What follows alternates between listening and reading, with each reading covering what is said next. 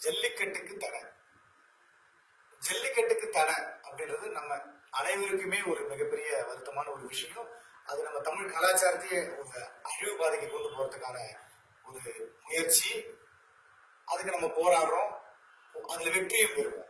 அதுக்கு முன்ன ஒரு விஷயத்துக்கு நம்ம நமக்கு தெரியாம எத்தனை விஷயங்களுக்கு கோர்ட்டுக்கு போகாமையே எந்த வாசலும் மிதிக்காமையே நம்மள டைரக்டா அடிச்சு தாக்காமே இவனுக்கு தடை வாங்கியிருக்காங்க தெரியுமா?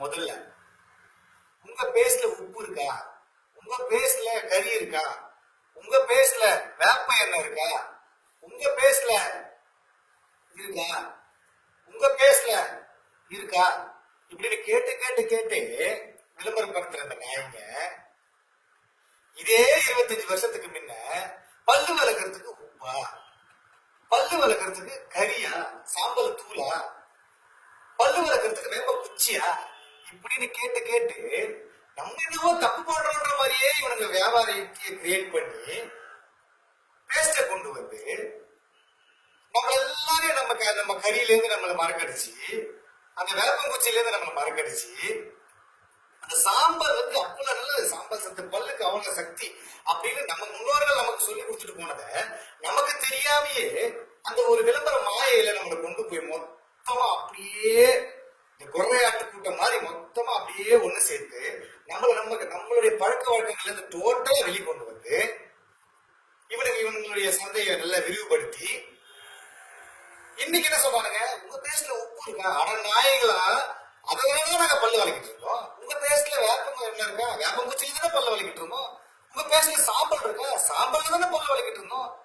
சோ இவனுக்கு கோர்ட்டுக்கும் போல எங்கேயுமே போல நமக்கு தெரியாமையே நம்ம பழக்க வழக்கங்கள்ல காலி பண்றாங்க.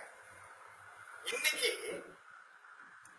இந்த தடை, ஜல்லிக்கட்டுக்கு தடை பண்ணது விஷயத்துக்கு முன்ன நமக்கு தெரியாதே ஒரு விஷயம், கோழி கறி சாப்பிடுறோம். எல்லாமே இன்னைக்கு பிராய்லர் கோழி, மொத்தம் பிராய்லர் கோழி, எங்க பார்த்தாலும் பிராய்லர் கோழி. Chicken 65, chicken lollipop, chicken tandoori, chicken அது, சிக்கன் இது, சிக்கன் இது, KFC, மெக்டானல்ட்ஸ், பர்கர், பிஸா. ஐயா 20 வருஷத்துக்கு முன்ன எங்களுக்கு இது எதுவுமே தெரியாதுங்க ஐயா. எங்களுக்கு தெரிஞ்சதெல்லாம் நாட்டுக்கோழி தான். இந்த நாட்டுக்கோழி தான் நாங்க சேவை சண்டை நடத்திட்டு இருந்தோம். நாட்டுக்கோழினும் நல்ல பயங்கரமான விருத்தியா இருந்தது. வீட்டுக்கு 10 கோழி 5 கோழின்னு சேவல் சண்டை, பொங்க மாசத்துல சேவல் சண்டை இருக்கும். பாரம்பரியமா அது ஒரு வைராக்கியமான ஒரு விஷயமாவே பண்ணிட்டு இருந்தோம் இந்த சேவல் சண்டையை. ஆனா இந்த சேவல் சண்டைக்கு தடை கொண்டு வந்து சேவல் சண்டையை நடத்தக்கூடாது அப்படின்னு கேட்டா அது சூது, அது வந்து அந்த அனிமல் ரொம்ப கஷ்டப்படுது, சண்டை போடுறப்ப கத்தி கட்டுறீங்க, அப்படி கட்டுறீங்க, என்னென்னவோ சொல்லி அதுக்கு தடையை கொண்டு வந்துட்டு இன்னைக்கு நாட்டுக்கோழி இனமே எங்க இருக்குன்னே தெரியல. அதாவது நான் சொல்றது இந்த ஒரு 4 மாவட்டம், சென்னையை சுத்தி இருக்கிற ஒரு 4 மாவட்டத்துல நாட்டுக்கோழினா எங்க நாட்டுக்கோழி, வாட் இஸ் நாட்டுக்கோழின்றாங்க. அது ஒன்லி நம்ம எதனா செட்டிநாடு ஹோட்டலுக்கு போனாதான் நாட்டுக்கோழின்னு ஒரு விஷயமே தெரியும். எல்லா இடத்துலயும் பிராய்லர் கோழி. அது ஒரு கார்பரேட். அதாவது சேவலை வளர்த்து வருஷத்துக்கு ஒரு வாட்டி சண்டை விடுறது தப்பு.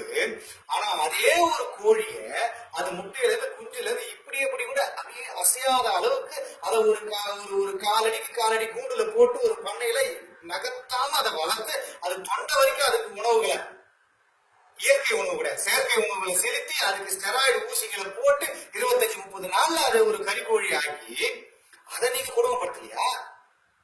நாங்க வருஷத்துக்கு ஒரு வாட்டி சண்டை விடுறதுதான் உங்களுக்கு கொடுமையா இருக்க அப்படின்னு எங்களுக்கே தெரியாம கொண்டு வந்து இன்னைக்கு அப்படியே தமிழ்நாடு முழுக்க, இந்தியா முழுக்க ஃபுல் அண்ட் ஃபுல் பிராய்லர் கோழி, KFC, மெக்டானல்ட்ஸ், நம்ம திங்கிறோம். நமக்கு தெரியாம ஒரே பண்ணையில 1 லட்சம் கோழியை வளர்க்குறான், மொத்தமா வித்து அவன் பணத்தை அப்படியே அமெரிக்கா காமிச்சான். இங்க நம்ம கோழி, நம்ம நாட்டு கோழி போச்சு, 3 அடி 2 அடி உயர இந்த சண்டை கோழி போச்சு, எல்லாமே போச்சு. ஏன் நம்ம இப்ப திருப்பி ஜல்லிக்கட்டுக்கு வந்துடும். இப்ப ஜல்லிக்கட்டு நம்ம காலமாட்டு இனங்களை அழிச்சு அவங்க மாடுகளை உள்ள கொண்டு வந்து அவங்களால நம்ம கையேதி நிக்கணும். இப்ப எப்படி பிராய்லர் கோழிக்கு கறிக்கடைக்காரன் அவன் சொல்றத ரேட்டு, அதுக்கு மேல நம்ம வீட்டு கோழி நம்ம தின்னுட்டு இருந்தா எந்த பிரச்சனையும் இல்லாம இருக்கு. இன்னைக்கு 200 ரூபாய் கிலோனால தலையெடுத்து வாங்கிதான் தின்னாங்க இல்லையா? அந்த நிலைமைக்கு நம்மளை தள்ளுறாங்க. இப்ப பாலுக்கு அதே நிலைமைக்கு தான் நம்மளை தள்ள போறாங்க. ஏற்கனவே இப்ப ஜெர்சி ஜெர்சி ஜெர்சி கொண்டு வரணும், ஜெர்சி கொண்டு நுழைக்க பாக்குறாங்க அப்படின்றாங்க. ஜெர்சி வந்து 20-25 வருஷம் ஆயிப்போச்சு. எனக்கு தெரிஞ்சு சின்ன வயசுலயே ஜெர்சி மாட்டு ஊசி, இது ஜெர்சி 10 லிட்டர் கறக்கும் 5 லிட்டர் கறக்கும்லாம் ஜெர்சி ஊசி போட்டு போட்டு போட்டு அந்த இடத்த உள்ள இறக்கிட்டானுங்க. இன்னும் மிச்சம் ஏதோ ஒண்ணு ஒரு 5-6 இனங்கள் தான் இருக்கு. நம்ம மாடு ஒரிஜினல் நம்ம நாட்டு பசு மாட்டு இனம்னு ஒரு 4-5 தான் இருக்கு. அந்த 4-5 நம்ம காப்பாத்திக்கலன்னா இவனுங்களாண்ட பாலுக்கு கையேந்தி இப்ப ஏதோ போங்க. இப்ப நம்ம தாய்மார்களுக்கு தானாக பால் ஊட்டி குழந்தைகளுக்கு பால் கொடுக்குற அளவுக்கு நமக்கு இல்லை. அந்த அளவுக்கு அவங்க உணவு பழக்கத்தை நம்மளாண்ட மாத்தி இன்னைக்கு குழந்தை பத்துக்கிறதுக்கே நம்மளால முடியாத அந்த அளவுக்கு கொண்டு வந்துட்டாங்க. ஃபெர்டிலிட்டி இப்ப சந்துக்கு அதுதான் பெரிய வியாபாரம் ஆகிட்டாங்க. நாளைக்கு அந்த அப்படியே மீறி நீ ஒரு 5 லட்சம் செலவு பண்ணி ஒரு குழந்தைய பெத்துக்கணும்னா அதே கார்பரேட் ஆகிட்டானுங்க. பெத்துக்கிறா நீ தாய்ப்பாலுக்கு திரும்பி அவங்களாலதான் இப்ப கையேந்து நிக்கணும். அந்த அளவுக்கு இப்பயும் அப்படியே கொண்டு வந்துட்டு இருக்காங்க. சோ இதனால அவன் எவ்வளவு பணத்தை இறைச்சி நம்மளுடைய மாட்டினத்தை சுத்தமா அழிச்சு அது ஒரு கார்பரேட் உலக மாயில மொத்தமா இது வரைக்கும் எப்படி அந்த பேஸ்ட் வந்துச்சோ அதுக்குதான் நான் உப்பு இருக்கா சப்பு இருக்கான்னு கேட்டது. எப்படி அந்த பேஸ்ட் வந்துச்சோ அந்த மாதிரி இந்த மாட்டினத்தெல்லாம் காலி பண்ணி நம்மள டோட்டலா அப்படியே மந்தாடு குரவாடு கூட்டமாக்கிட்டு இந்த கால இனங்களை எதுவுமே இல்லாம ஜல்லிக்கட்டை டோட்டலா காலி பண்ணி அவன் மாடுகளை ஃபுல்லா கொண்டு வந்து பார்க்கலாம். யூடியூப்ல எல்லாம் பாத்தீங்கன்னா மாடோட வயிற்றுல ஒரு அடிக்கு ஒரு அடி ஓட்ட பண்ணி அதுல ஒரு இரும்பு மூடி போட்டு அதுல மருந்த போட்டு இவன் பால் எடுக்கிறாங்க. அப்ப எங்க இருந்து சரி அவ்வளவுதான். இதனால இந்த ஜல்லிக்கட்டு இந்த இவ்வளவு பெரிய ஒரு போராட்டத்தை ஆக்கி இதுல வெற்றி பெற்று நம்ம திரும்ப நம்ம இனங்களை காப்பாத்தி விருத்தி பண்ணாதான் நமக்கான ஒரு அடையாளம் இருக்கும்.